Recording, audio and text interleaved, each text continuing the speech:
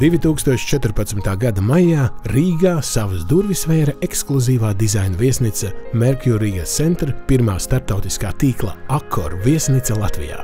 143 numuriņi, 7 konferenču zāles, restorāns, bārs un spā centrs ikdienas apkalpo dažāda vecuma un tautību viesus ar dažādām gaumēm. Aiz katras augstākās klases servisa detaļas stāv vienkārši cilvēki, un katram no tiem ir savs pienesums. Mēs uzdevām 6 Mercury Center darbiniekiem vienkārši jautājumu: kura darbs tad ir vissvarīgākais? Es uzskatu, ka mans ieņemamais amats ir svarīgākais, jo tiekoties ar cilvēkiem, es esmu viņiem ne tikai kā viesmīlis vai bārmenis, bet arī tādā pašā brīdī kā draugs un paziņa.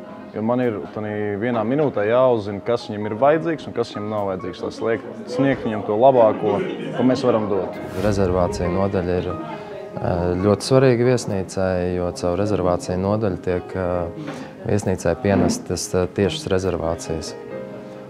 Un, tas ir mūsu bizness. Esmu pārdošanas vadītāja viesnīca Mercury Center, strādāju ar korporatīviem klientiem. Man liekas, tas ir viens no svarīgākajiem amatiem. Lai viesnīca būtu klienti, viņus vajag piesaistīt. Un tas ir viens no mērķiem, ko es daru, lai mums būtu pilna viesnīca, lai citiem departamentiem būtu darbs. Viesnīcas ģenerāldirektors. Tātad amats atbild par visu. Un esmu atbildīgs, var sadalīt 3 sfērās. Pirmais ir finanses un administratīvā joma, otrais ir klienti un pārdošanas joma, un trešais ir personāls un darbs ar менеджерiem, darbs ar mūsu darbiniekiem. Люди, которые ходят в рестораны, которые эту профессию ценят, так как повар, работа очень сложная и, как сказать, очень требует много труда. Pats svarīgākais viesnīcā ir, lai viesim ir labi, lai viesi ir apmierināti, un tas var sanākt tikai kopistiskā darbā. Viens cilvēks to nevar izdarīt, vai viena nodaļa to nevar panākt. Tas ir tikai kopējā, ieskaitot housekeeping, tehniku un pārējās nodaļas. Lai labāk saprastu viens otra darba smalkumus, mēs piedāvājām mūsu varoņiem uz vienu dienu samainīties ar darba vietām. Mēs dosim mūsu 6 varoņiem vienu dienu, lai pilnībā sagatavotos, un katram jaunpienācējiem tiks piešķirts savs profesionālais kurators uz vienu dienu. Katrs no eksperimenta dalībniekiem mainīsies ne tikai ar darba pienākumiem, bet arī ar darba uniformām, grafiku un darba vidi.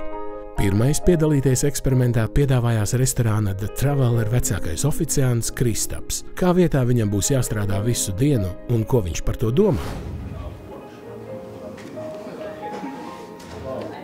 Opa!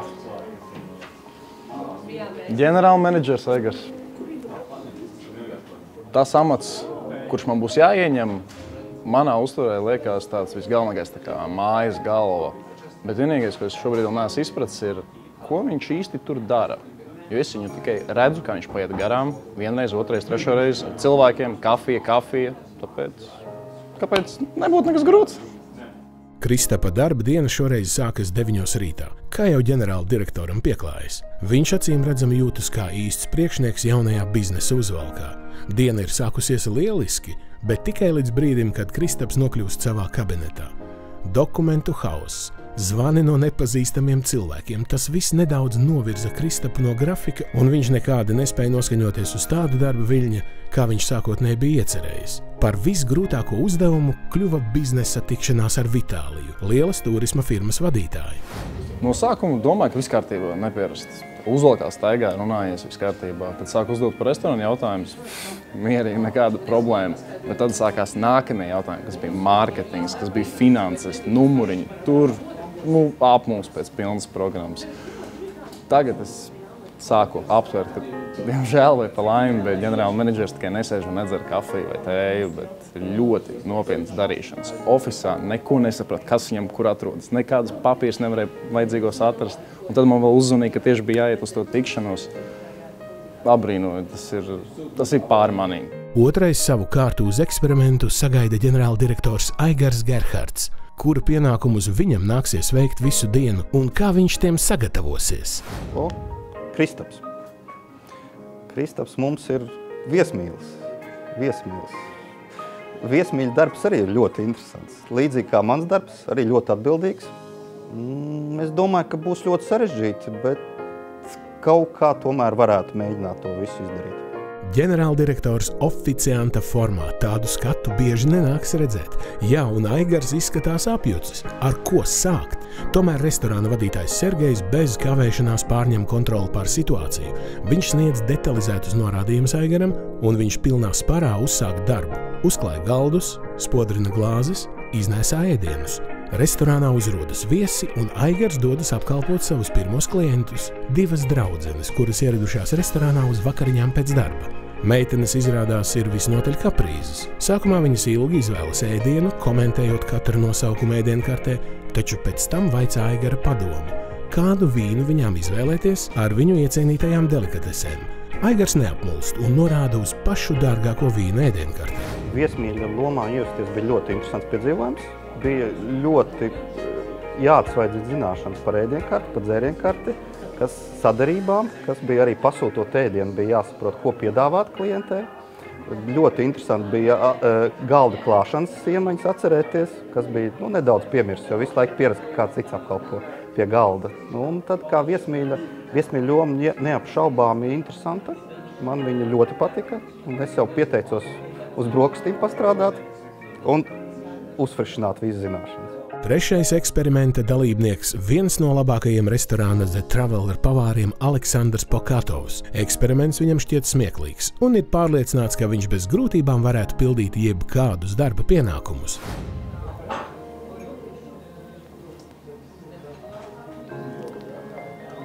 Я даже не знаю, кто такой Иварс. Так, чем вообще он занимается, да? Это самое главное. Я не знаю, чем он занимается в нашей гостинице. Хотела бы с этим познакомиться, но, наверное, он какой-то резервацией занимается номеров, может быть. Я думаю, что у меня все получится, и не хуже, чем у этого Иварса. Pirmais, par ko Aleksandrs sāk uztraukties darba dienas sākumā, ir neparastais darba uzvalks. Kakla saite berzē kaklu, žaketē ir karsti un nopietnais kabinets spēcīgi atšķiras no ierastās atmosfēras. Sēdošais darbs pie tabulām un diagrammām, no kurām Aleksandrs neko nespēja saprast, nogurdina mūsu varoni, un kad viens no menedžeriem ierodas pēc nepieciešamajiem dokumentiem, Aleksandrs ir pilnīgi pazudis papīru un dokumentu kalnā. Работа сложная. Нудная, однообразная, все время одно и то же, один стул, один стол, один компьютер, да, ни шаг вправо, ни шаг влево, телефон, компьютер, бумаги. Очень жарко, неудобно, дискомфортно в этой одежде находиться весь день. Ceturtais savu kārtu sagaida tas pats Ivars Birovs, kura darbs tā izsmēlis pavāra Aleksandru, pret ko Ivaram nāksies mainīt savu darbu uzvalku un personīgo kabinetu. Aleksandrs. Tas ir sarežģīts jautājums. Es domāju, ka ar zināmu piepūli un koncentrēšanos, bet ēdienu gatavošana pilnīgi sveša lieta man nav. Es domāju, ka es tiekšu galā. Lūk, ko nekad savā dzīvē Ivars nebija piemērījis. Tas ir melni sarkanais suši meistara pavāra formas tērps. Aigara maiņa jau ir beigusies, un oficianti jau atkal var būt šokēti par jauno pavāru, kurš ilgi nopūlis ar 2 maziem suši rullīšiem. Oficiants Endijs neizpratnē skatās uz pabeigto šedevru, un tas ir viss, ko pagatavojas jaunais pavārs? Pavāra darbs ir ļoti atbildīgs, un nav tik viegli atcerēties visas receptes, un kā izrādās arī izspiest majonēzi nav tik viegls darbiņš. Māris Alnis, 5. Merkur Rīgas centra komandas loceklis, kurš šodien mainīsies vietām ar kādu no komandas. Kas sagaida viņu?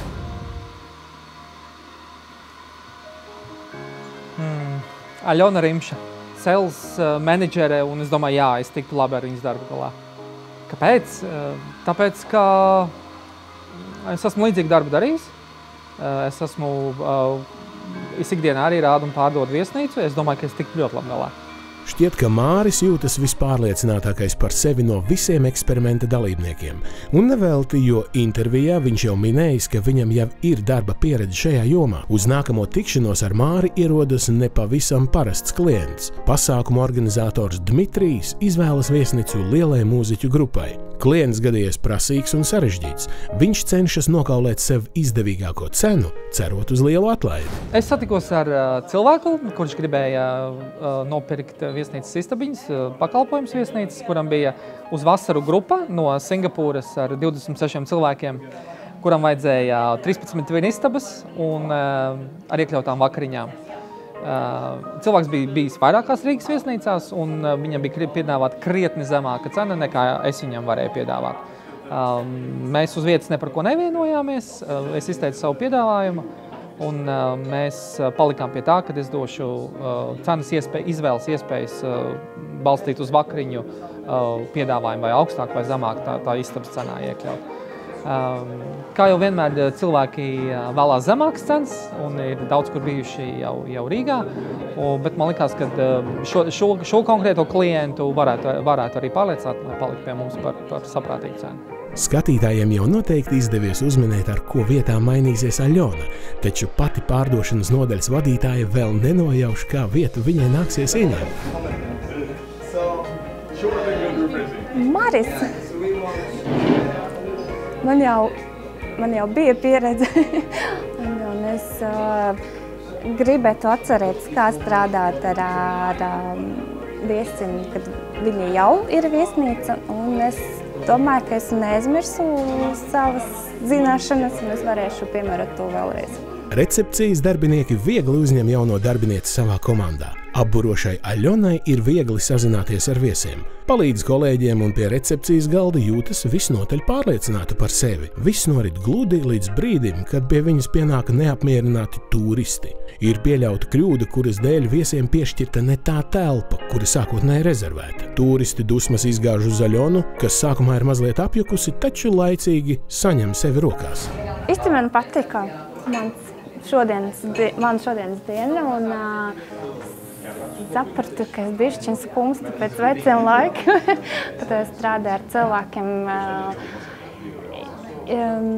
Man šis darbs, es jūtos nogurusi, bet patīkami nogurusi, un bija daudz pozitīvu cilvēku, no kuriem var saņemt pozitīvu enerģiju. Darba dienas beigās mēs saviem varoņiem atkal uzdevām to pašu jautājumu, ko sākumā. Kurš darbs tad īsti ir vissvarīgākais?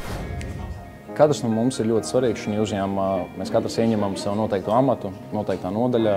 Katrs mēs veicam savas noteiktās lietas, un nepavelti mēs tur esam, jo tas mums katram ir tuvāks nekā citam. Katrs cilvēks, sākot no istabēnas līdz direktoram, ir ļoti svarīgs, un es ļoti augstu novērtēju mūsu recepcijas darbiniekus, kā viņi strādā, un viņi tieši mans ieguldīts darbs pēc tam ir vēl pastiprināts, un mēs sasniedzam tādus rezultātus, kādus mēs vēlamies. Nav īsti tādu nesvarīgu darbu, jo galvenais mērķis ir apmierināts klients, un priekš tā mēs strādājam pilnīgi visu viesnīcas komandu. Kā jau es teicu, iepriekš viesnīcā vissvarīgākais ir komandas darbs un nevar izdalīt atsevišķu cilvēku vai atsevišķu nodaļu.